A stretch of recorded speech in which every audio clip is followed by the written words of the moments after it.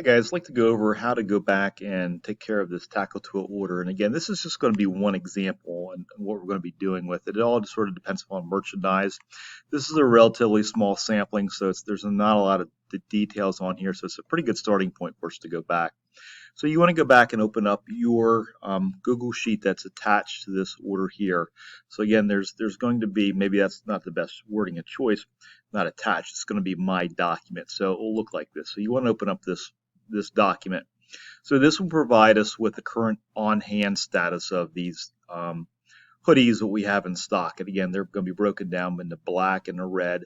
Here's your SKU or inventory number. Now, one thing so you know, on this list, they will proceed with 2 zeros. And in the other list, it will probably only say like item number 1136. So again, that's just sort of how the system's storing it, and there's just a difference there. But I want to point that out to you. So again, this gives us our current on-hand status, but it also gives us some room out here to put in sales history. So what we want to do is try to make a prediction here in column K of what we need to buy to prepare us for any future demand based upon sales history. It's just one way of looking at that. So I've attached to this assignment 3 separate Excel worksheets that have sales history for 2018, 2019, and 2020 on it. I typically don't go back this far, but since 2020 was a half a year, this is maybe a good way of looking at this, and the merchandise is not going to go bad. So I want to get like a pretty good sampling on this. Not saying I won't order all these, or maybe I'll order more. So again, I want to make sure we understand what we have to do. So I'm going to go back to sales history and pull up, let's start with 2018. So down below here, you have attachments. So this is how I read this. It will say item sales summary. It'll be from January 1st to December 31st on 2018. So this is my 2018 sales history. So I'm going to download this and I'm going to open this up. Now, one thing I want to point out to you in column E, this is your item sold. So that's my gross item sold, but it's not my net. So I need to look at column G and take it into consideration that information as well.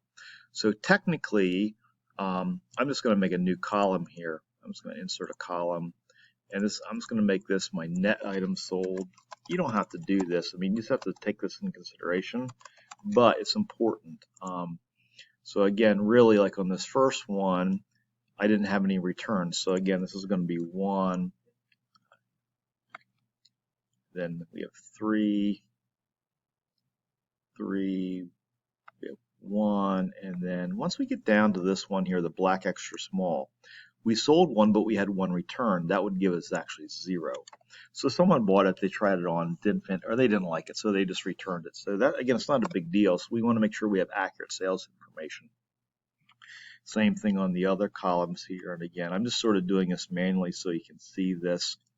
And then on this last one, here's another good example.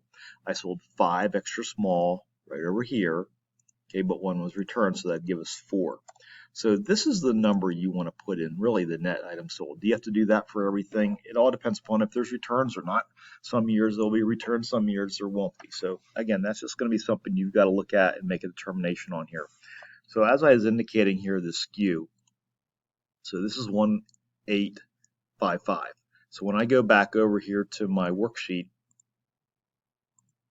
I'm looking for the 1855. Remember, it's going to have the zeros in front of it. So for, again, 2018, I'll double check this number again, but I think it was 1.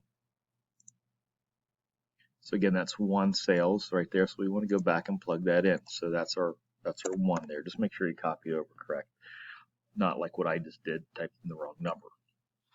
You want to go back and do that, the same thing for your sales history for 2019 and also for 2020. So you'll fill all these in, okay, for all 3 years. And then what we want to do is calculate the purchase quantity. So let me just throw a couple of numbers out there hypothetically. Again, I don't have an answer key for this right now, but let's just say I sold 5 in 2019 and I sold 2 in 2020. Now I have 3 on stock. So if I were to add all these numbers up, okay, what I would do is simply add those up. I'd get a sum of 8.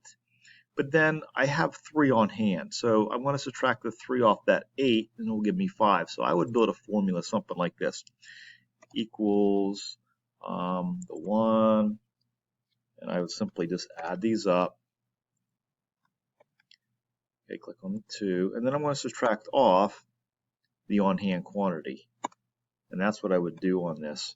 So again, here's my formula. I'd add up the 3 sales histories to get a total amount of sales, and then I'd subtract off what we currently have. And this would be probably my beginning order. Would I order 5? If I really think I'm going to have 2 years worth of sales history to define this, I would. If I think I'm going to have like a higher demand, I might order more, but this will give me like a point where I can go back and evaluate. I hope this video helps, an explanation on what you have to do on this. Again, when you look at the directions here, this sort of is the same thing I was talking about in the video. So let me know if you've got questions. Thanks. Bye.